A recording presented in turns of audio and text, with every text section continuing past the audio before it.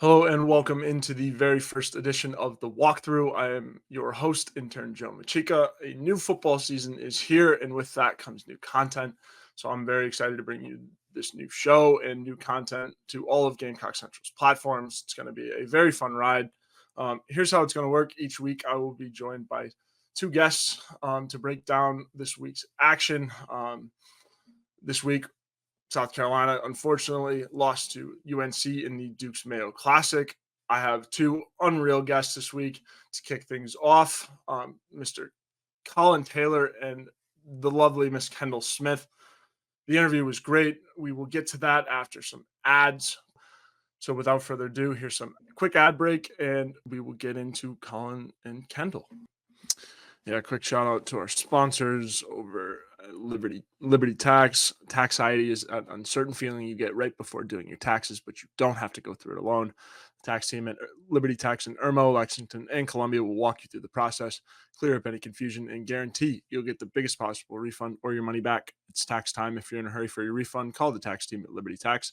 They're fast, accurate, and guaranteed. On the other hand, if you think you might be owing Uncle Sam, talk to the Liberty Tax team to make sure you're not paying more than you should owe. They'll find every possible deduction for you. Locally owned and operated, staffed by tax professionals from your neighborhood, open 9 to 9 on weekdays and 9 to 5 on Saturdays with multiple service options. Start through the Liberty Tax mobile app or through the desktop portal.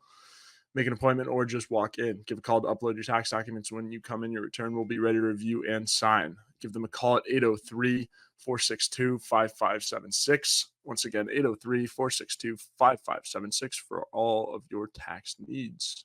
This program is also brought to you by our good friend over there at the Movement Mortgage Network, Clint Hammond. In need of help with your mortgage, call our good friend Clint Hammond at the Movement Mortgage Network. He's been in the mortgage industry since 2003, which allows him to help everyone from the first-time home buyer to the complicated and complex jumbo buyer. Whether you're looking to purchase a new home or refinance, nothing is more important than a well-thought-out financial strategy that comes with five-star customer service. He's even helped out our very own Wes Mitchell and former Gamecock quarterback Perry Orth with their mortgages. So give our guy Clint a call at 803-771-6933. Once again, 803-771-6933. You can find him right above me, right here.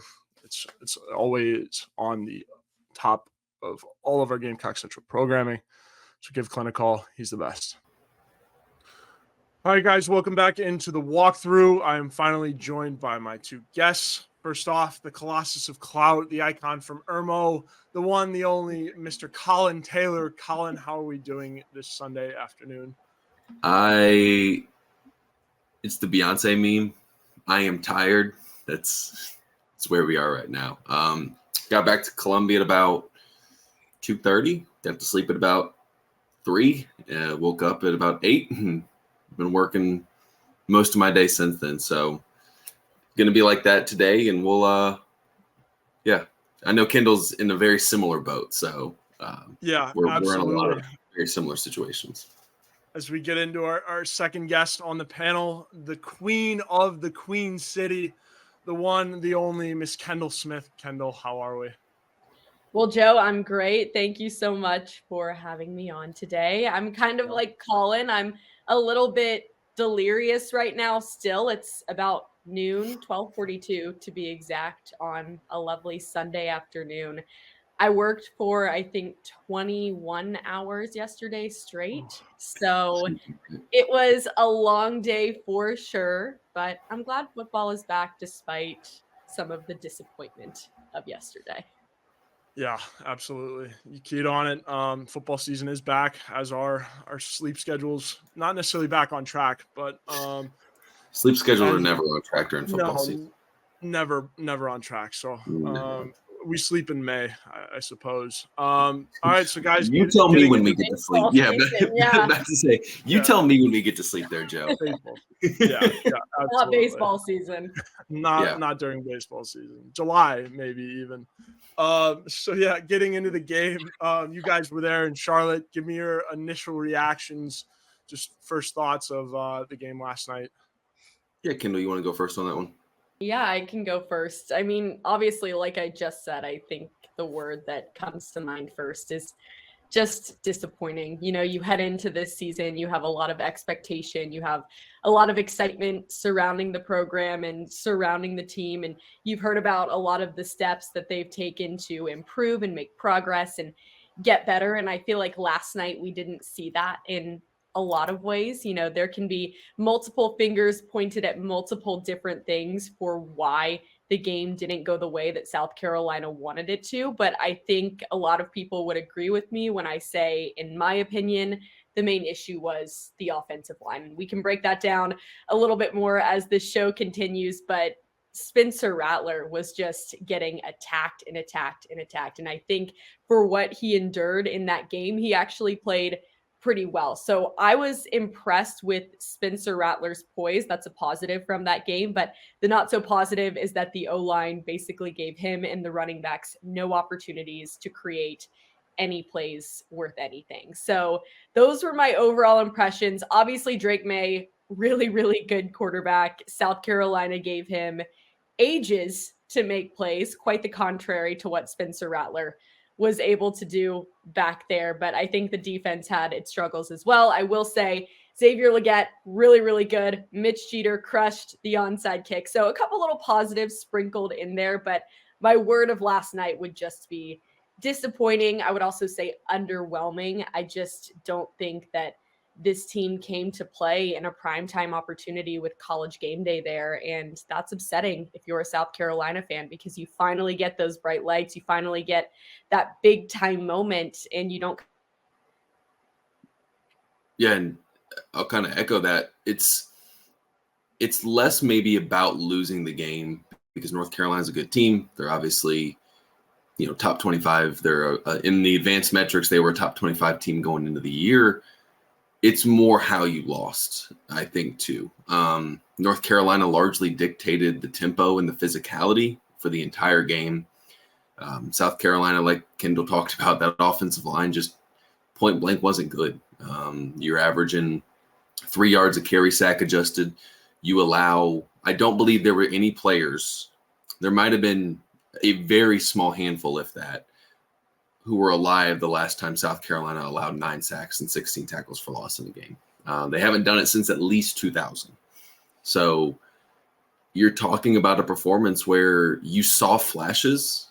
Xavier Legette looked really good. Spencer Rattler evaded pressure at times. But you were out physical by a team that, you had a chance to beat, and you missed so many opportunities. I'm thinking of the thing. You got 4 possessions, either after a turnover on downs, or an onside kick, and you mustered 3 points out of it. You had 3 drives in the second half inside the North Carolina 25-yard line and got 3 points out of it. There were a lot of missed opportunities, and you kind of dig yourself into a hole early, going down 31-14, but you had chances to get back in that game or take a lead or do something, and you just couldn't capitalize. So I think it's frustrating, and there are a lot of concerns and questions that you'll have going into this Furman week. But it's more, I think, how you lost and the disappointing look of you weren't able to see what you needed to because the offensive line was not good, and it's just you failed to capitalize on chances. And Kendall, I'm sure you agree, and Joe probably too. If you told me North Carolina is only going to score 31 points and Drake May is going to throw 2 picks, I think South Carolina would feel pretty good about that result and feel like they were in that game a little bit more. So certainly disappointing just because you weren't able to capitalize on some of that. Yeah, absolutely. And on a national stage to start the game or start the year off on a national stage against North Carolina, prime time, certainly is a disappointment to come up short. Drake May was as advertised, as I'm sure you guys saw up there in Charlotte. Obviously, South Carolina suffered a lot of injuries. You can't necessarily pin it on that, but talk me through how much of an impact losing a Mo Kaba and a Nick Eamon-Wari, how much of an impact did that make instantly in the game, and how much impact did you guys see instantly? Outside of Spencer Rattler, and Kendall, I'm sure you'll agree, if you listed like the 5 guys or 2 or 3 positions that could not get hurt and could not sustain injuries. All of them got hurt. Nicky Manwari, your quarterback, goes down on the literal first defensive play of the game for South Carolina. Mo Kaba goes down on a kickoff. Those are 2 relatively thin and inexperienced positions.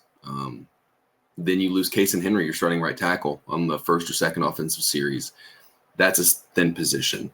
You lost guys that you were banking on being ready to go, and just do they win the game if all 3 of those guys stay healthy?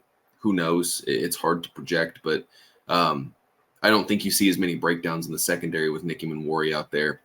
I think Mo Kaba helps from a sideline to sideline perspective. I think Casey Henry kind of gets more comfortable as the game goes on, but do they win? Who knows? But I do think it really made an impact.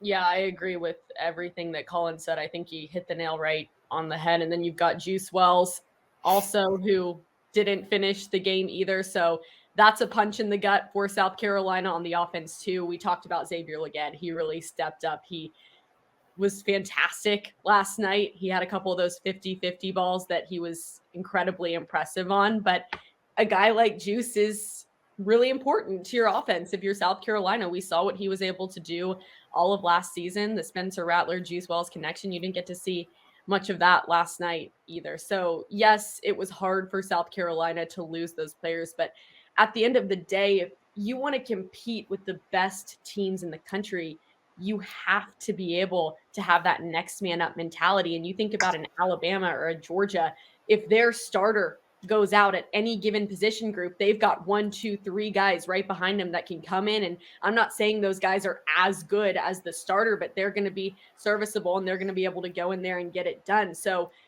for South Carolina, I think the focus is just continuing to build depth on their team. Yes, they have a lot of young guys on the team. Yes, they have inexperienced players. But if you want to be up there with the likes of Georgia and Alabama and these top teams in the country year after year after year, you have to have depth. And you can't just say, oh, well, our best player got injured at this position group. We're surrendering, we're waving the white flag. And I'm not saying South Carolina did that. Like, they had guys that stepped up and they went in there, but you need more depth at those positions if you want to continue to grow and to build. Right, and that's the thing I'll just piggyback on before we get to what's next. But Mo Kaba goes out, and you don't have a ton of – Bam Scott's already hurt. You don't have a ton of depth behind Stone and Debo. That's a group that, when healthy, can be really good for you. But now you're relying on Stone Blanton and Debo Williams to not only play 65, 70 snaps, but be a key cog on special teams. And you're asking those guys to do a lot. And when that's the tough part, especially at linebacker, which is such a heavy special teams position. But I just think that, an AB didn't finish the game. Amarian Brown, Shane Beamer said, didn't finish the game. So not only is it a disappointing loss, now these guys, we don't know how long they're out. Shane Beamer didn't give a full injury status update post-game. He will Sunday night, but now you're trying to figure out and adjust on the fly if those guys are going to miss extended time. Yeah, absolutely. And that injury report will be thrown in the end of this podcast. At the end of the show, I'll throw that in there after the news conference tonight. But also, too, guys, I mean, you mentioned the depth. I think it's really, really hard for a team that we understood that the depth part of this team was going to be young and inexperienced. So I think it's very hard for those guys that are young and inexperienced to be thrown in the fire primetime week 1 against UNC. And I mean, I think we will see this team grow, right? Those guys that are starting to get in there, the guys that are, going in to replace the guys that got banged up. They have Furman before Georgia. So I think that's a great opportunity to kind of get into the game a little bit and feel it out and feel like, what playing Power 5 football feels like. So, I mean, in terms of injuries, I think you can only go up from here, right? In terms of depth, we've heard about the depth of this team and the amount of skill that these reserve guys have. So we're about to see with Furman, but I don't know. I did want to throw that in there. We've been talking about Spencer Rattler and Drake May, obviously a lot. How do you guys think Spencer played? Like, is it fair? Obviously, I don't necessarily think it's fair to credit the loss to him, but what did you guys see from South Carolina's quarterback? if anybody throws this loss on Spencer Rattler, they're crazy. They're out of their minds. This is not Spencer Rattler's fault in any way, shape, or form. I said it at the beginning of the show, but I think for what Spencer was given, especially with the offensive line struggles, he did a pretty good job. He threw for over 350 yards. He had a 77% completion percentage. Like, he was pretty good yesterday. I mean, obviously it's not exactly what you want, but I think for the amount of pressure that he endured and the little amount of time that he had to make plays, he did a decent job. So I think Spencer did fine yesterday. I think we did see those improvements that they talked about in the off season. They said Spencer got better as a quarterback. I would say, yeah, Spencer did get better as a quarterback from what I saw last year to what I saw last night, even though South Carolina lost. We'll talk about stats, I think, a little later on in the show, but we were talking about this before we pressed record. Drake May was pressured 6 times on 35 dropbacks. Spencer Rattler was pressured 18 times last night. I mean, that's unbelievable. That's triple the number of what Drake May endured. So I think Spencer was good last night. You cannot pin this loss on Spencer Rattler. Again, for what he was given, I think he kind of made lemonade out of lemons. Kendall, Collyn, before you chime in real quick, I will follow up with this too. Can you compare the performances between May and Rattler? Is it fair to compare the performances? Like, what do you think about the whole quarterback battle? Like, is there a winner? Well, Drake May won, but it's so hard. Yes, they play the same position, but it's apples and oranges to a degree, just because, again, Drake May was pressured on 17% of dropbacks. Spencer Rattler pressured on 18 of 55, 30-something% of dropbacks. Like, two completely different situations where May had Spencer Rattler's average time to throw on Saturday night was 2.62 seconds. 2.62. As my computer loads, Drake May's average time to throw was 2.61, but he had a full second more to throw when under pressure than Spencer Rattler did. And they got the ball out quickly. They didn't have to really think. They weren't affected as much. And if you're Spencer Rattler, I thought he did a really good job at times getting out of the pocket and scrambling. And he had a couple runs for first downs, 2 on third down. He looked improved. He looked like a dude that was incredibly confident in what he can do. The problem was it was hard to succeed because when they tried to push the ball down the field, it's just he didn't have enough time to get out there and throw and do what he needed to do. And only 10 of his attempts, if I'm looking at the math correct, he had 5 attempts of 10 to 20 yards and 5 attempts of 20 plus, and the rest were 10 yards or in. So he didn't have a lot of time to throw when they were calling plays to try to mitigate some of the offensive line struggles, and 2 completely different game plans, and just a situation, I think, where Spencer he was put in a very, very tough spot, but I thought he played fairly well. Well, I would also add this to Drake May threw 2 interceptions. I don't have the exact number on how many times Drake May put the ball in danger. You know how PFF has that stat, but I know for a fact, Collyn, we talked about this. Spencer Rattler didn't have any questionable throws where he put the ball in danger of potentially being intercepted according to PFF stats. So you look at that as a positive as well. I think that's something you need to take into consideration. But, I know that people will want to blame the play calling. I'm not saying it was the perfectly called game. It was Dowlogan's first game as the OC for South Carolina. What I will say is it's hard to call a game when your offensive line is giving no opportunity for your quarterback or your running back to make a play. Yeah. South Carolina, the game plan, listen, at some point, the game plan just becomes, we have to air it out because we're down 3 scores, and you can't because the offensive line's not giving you enough time to push the ball down the field, and you just don't have a running game. I know Kendall has a stat, but South Carolina, they ran the ball 22 times last night. excluding sacks, according to Game on Paper. They had 8 runs that gained 0 yards or were dropped for a loss. 8 of 22, which is 36%. They had 13 runs of those that were 2 yards or fewer, what we call stopped runs. That is 59%, almost 60% of your runs gain fewer than 2 yards.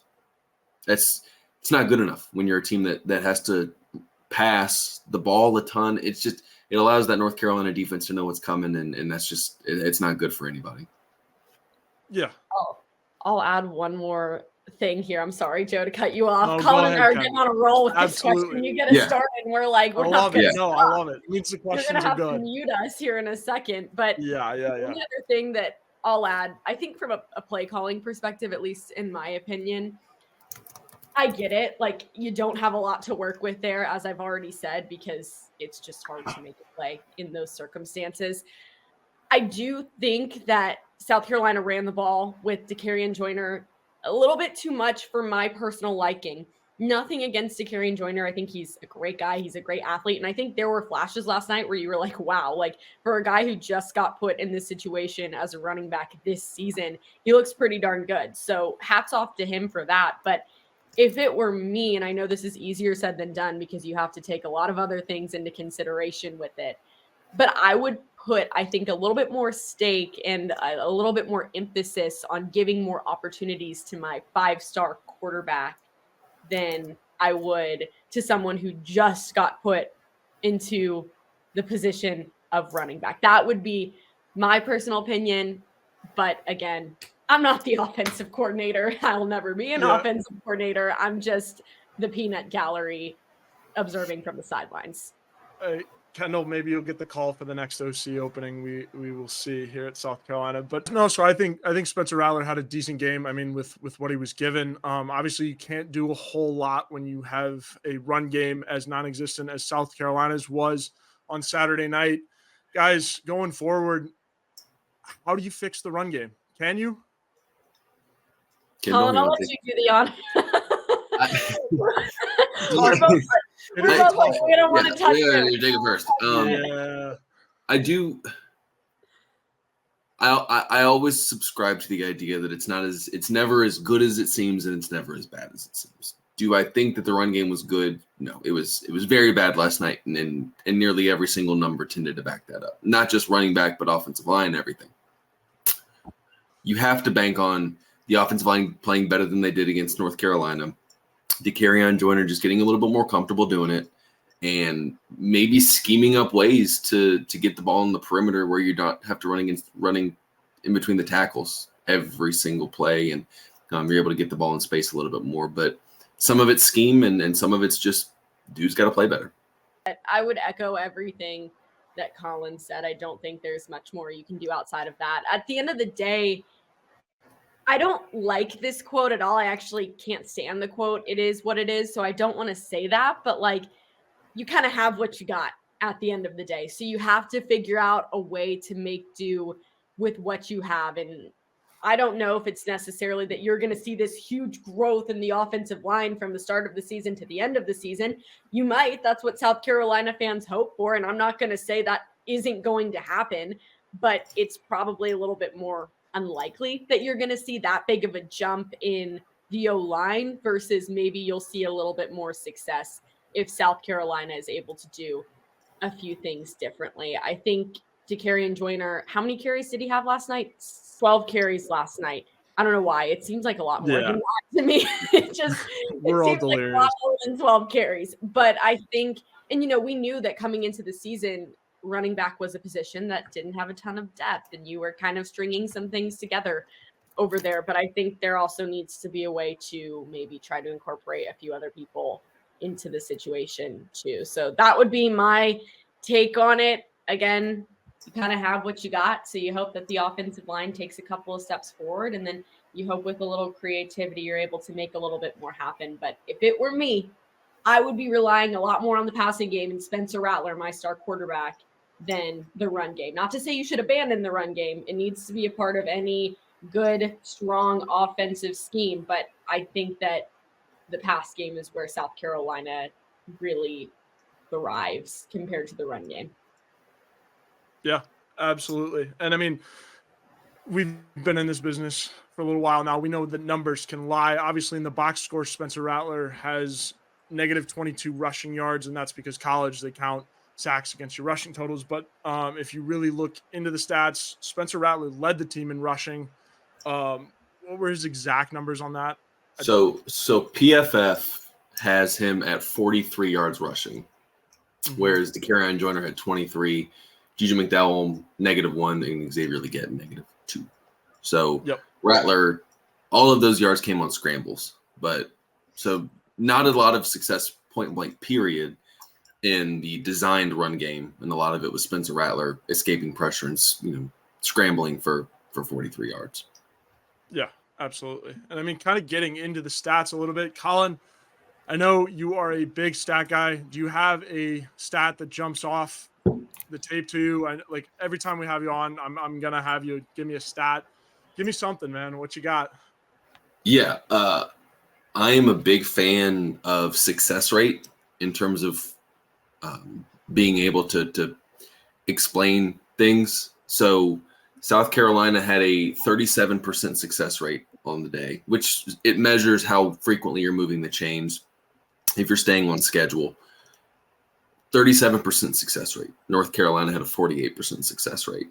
The biggest discrepancy there, South Carolina was 4 for, I believe, 18 on 3rd and 4th downs, while North Carolina was, I want to say, 8 for 15 or 8 for 14. I mean, it was significant, but they were much better on. They were a better situational football team. I mean, I don't think that there's any doubt about that. They were better on 3rd and 4th down. They were better in the red zone. They were better in all of that. They had more explosive plays. So when you talk about that, I just think that they were a better situational football team. 3rd downs, red zone, 4th downs, and they stayed ahead of the chains, and you saw the results. Yeah, I'll kind of go off of what Collyn said, and this is actually a stat courtesy of Collyn Taylor. Got to give him some cred here, but this one stands out to me for multiple reasons. So the Gamecocks ran the ball 20 times on 1st or 2nd down. And adjusting for sacks, South Carolina averaged 2.5 yards per carry with just a 20% success rate. You have got to be better on 1st down. You've got to be better on 2nd down, so you're not putting yourself in as many of those situations on 3rd down or 4th down, what Collyn just talked about, where it's do or die, make or break, 3rd and long, whatever. We saw that multiple times last night. So that's a disappointing stat for South Carolina.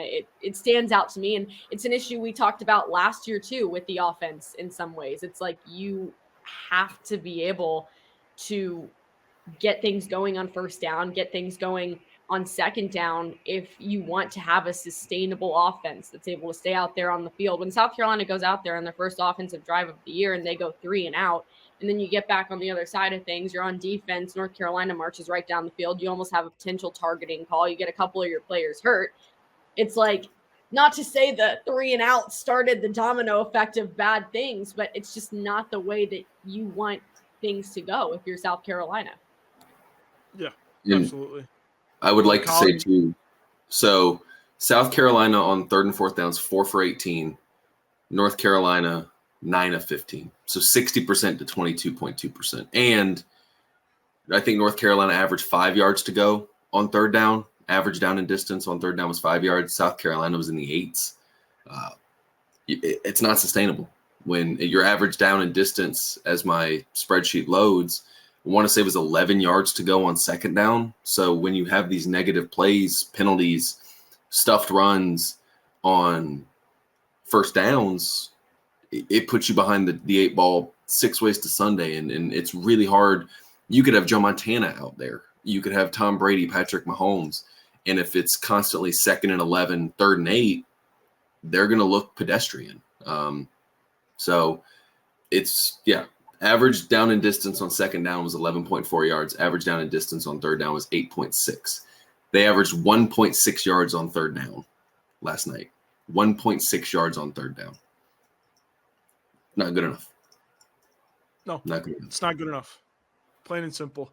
So, speaking of going forwards, next week, South Carolina back home again to take on Furman. Guys, kind of walk me through what you're seeing from that, and then how do you tune things up going into UGA? Well, let's just start off by saying that Furman is not some like easy cupcake opponent that South Carolina is going to be playing. I think that that's maybe the thought from some people is like, okay, well, you're done with UNC. Now you walk right into Furman, dust them, and then move on to Georgia. I don't want people to get that mindset about this game because obviously Furman is not a Power 5 team. We all know this, but Furman is not a bad team at all. Furman's actually a pretty good team, especially when it comes to their run game, something that South Carolina has had a very difficult time stopping last year. And then yesterday, things weren't exactly peachy for the defense in some ways. So that would be my first thought. I think, secondly, heading into next week, again, you try to get a little more creative, maybe. You try to tune up the offensive line as much as possible. The good thing is you saw what you kind of have yesterday against UNC, so you're able to go from there, and that's a positive for South Carolina. Like, what you see in preseason camp is not always what you're going to see when you play an actual opponent under the lights in prime time. So South Carolina has got to go from there. They've got to bring a little bit more pressure. Obviously, it's different when you're facing a guy like Drake May, who's just super poised and he's able to hang back there for seconds and make a good play. But South Carolina's defense has got to bring more pressure to the quarterback. That would be another area that I think can be very, very much improved if you're the Gamecocks. So you hate to say it, but there's multiple things. And that's how it is for every team in the country. Even if a team wins, I'm sure UNC's going into their practices tomorrow. They're watching film and they're saying, fix X, Y, Z, do this, this, and this. That's every team after week one. That's how it's going to be. But those are kind of my initial thoughts after yesterday. Yeah, this is, you always hear coaches say it, and it's the truth. The most improvement you see in a team, game to game, is from week one to week two, because you have live bullets, because you've seen this team against other competition. You don't get a preseason game. You don't get joint practices. This is your first time seeing what it looks like against other teams, other players. So, yeah, what tweaks does the offense have?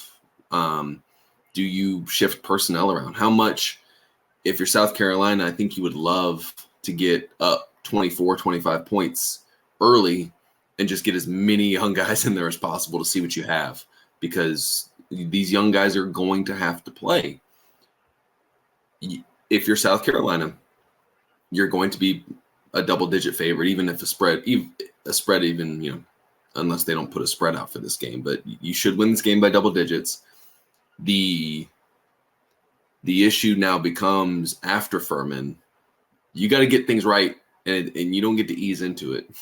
You go to Athens in 2 weeks. You got a home game against Mississippi State after that.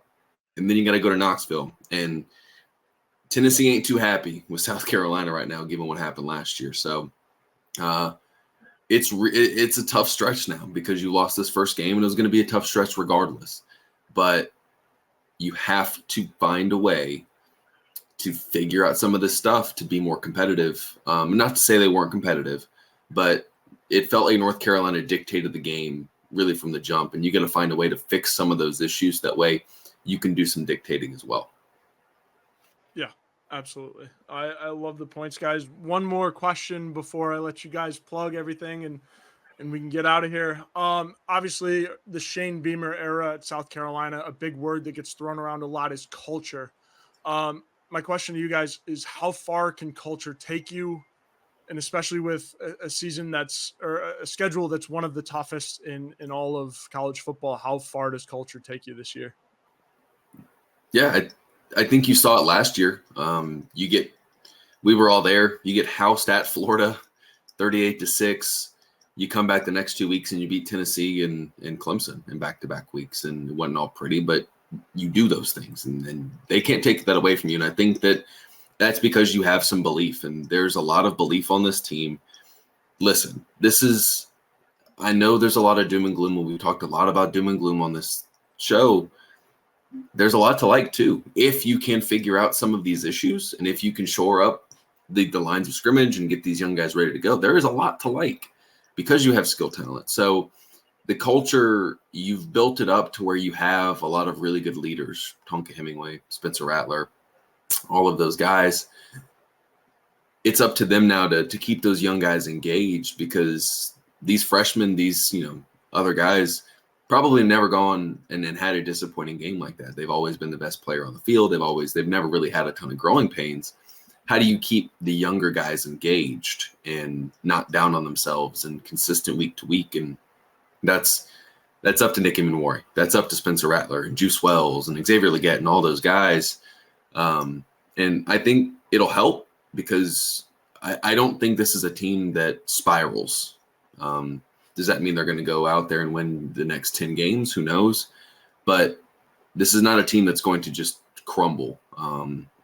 So I think culture can help, but that doesn't change the fact that you got to figure some things out. And if you do, then you do have a chance to have a pretty high ceiling for what this team can be.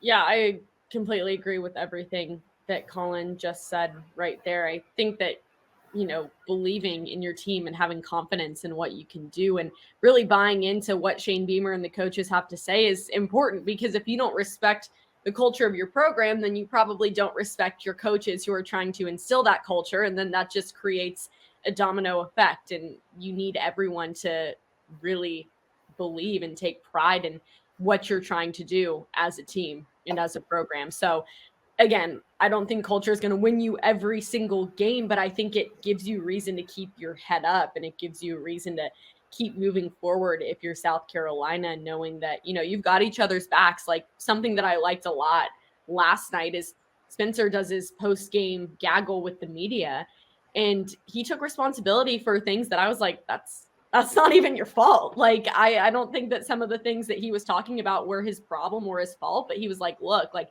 we've all got to be better. He wasn't sitting out there going, well, the offensive line was horrible and blah, blah, blah, and this, and this, and it's so-and-so's fault, and pointing fingers at everybody. They're taking it as a team. And I think that speaks to the culture of South Carolina, because the second the culture goes awry, the second people start pointing fingers and getting mad at their teammates, that's when you're really going to see a spiral effect. I don't think that's going to happen with South Carolina. I think they're all pretty much bought into what's going on with this program. But I was proud of the way last night the team really took a team approach in, putting the loss on all of them instead of just pointing fingers and putting the loss on one position group or one player or whatever it might be. So again, culture isn't going to win you every game, but you need players that actually care. And I feel like the players at South Carolina genuinely care for more reasons outside of just their own personal success.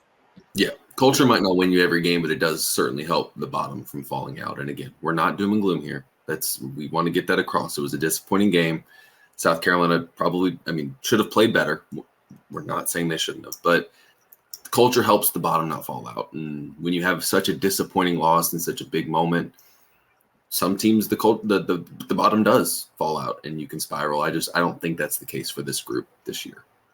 Yeah, absolutely. And I love what you guys just said. And Kendall, you said it too, a little bit about Spencer in the postgame. I think we're already starting to see what the culture of this program is and how they respond to a loss, just based on everything that they've done after the game. And we'll see it firm in how they respond. But Collyn brought up a great point about last year. This team got kicked in the mouth plenty of times last year, and we saw them respond. So I agree. I don't think week one is a loss in week one to a really good North Carolina team is reason to, to be in any worry about the culture of this program. Do not hit the panic button. No. Panic button. Stay away from the panic button for a little bit. If you saw the Shane Beamer video yesterday on the SEC Network social media accounts, find your inner calm. Maybe take a few deep breaths. Yes. I'm a yoga teacher, so I can attest to the fact that breath helps you calm down. You can breathe. Be fine. Yeah, absolutely. All right, before we get you guys out of here, obviously I want to give you guys some time to plug anything, socials, whatever you guys are working on. Kendall, you want to go first? Where can we find you? And what have you been working on? Well, sadly, Kendall Smith is a pretty popular name. My parents thought they were being original when they named me Kendall back in 2000. But you can find me on Twitter at Smith Kendall with 2 underscores and on Instagram at Kendall__Smith. I will still be involved with Gamecock Central and South Carolina football. Won't be traveling like I did last year because I am tied to a full-time job and a lot of things here in Charlotte. But yeah, I am working on a bunch of stuff for Gamecock Central. You'll continue to see me, see my face, be on a ton of videos here. I know Wes and I are going to do before the sandstorm, before every game throughout the rest of the season, which I am certainly looking forward to. And then other than that, it's almost hockey season, which I'm excited for. So if you guys come down to Charlotte, come see me at a game for sure. The Charlotte Checkers, it's going to be fun. And we've got our outdoor game coming up this year too, which anyone in the Carolinas, that's like a one of a kind type of experience, especially in the South. So mark your calendars, January 13th. Follow me at Collyn Taylor on all social medias. You see my name spelled there in the bottom. Plenty of stuff coming on Gamecock Central, recapping North Carolina, starting to preview Furman, kind of look ahead for the rest of the season now that we actually have games to talk about. So plenty to discuss. So head on over to Gamecock Central today and join the conversation. Yeah, and listen to him on 107.5 The Game every day, 9 to 10 a.m. Are you Monday, Wednesday, Friday, and then do you call in on Tuesday, Thursday? Sometimes I go in on Tuesday, Thursdays now. Okay. So every day, 9 to 10 a.m. in the bonus. And I will be on noon to 3 tomorrow as well, Monday. So he's getting up in the ranks. Go listen. Absolutely. Guys, thank you for coming on. Obviously, we'll have you guys on plenty more as the show rolls on, but the first guests of the walkthrough, I appreciate it as always for taking your time. Thank you so much. Thank you, Joe. Great job.